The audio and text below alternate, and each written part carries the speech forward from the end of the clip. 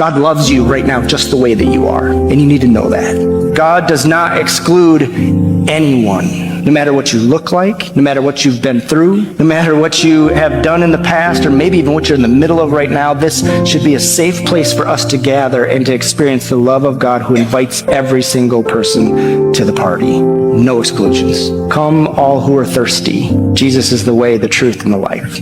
Whoever believes in him will experience that life.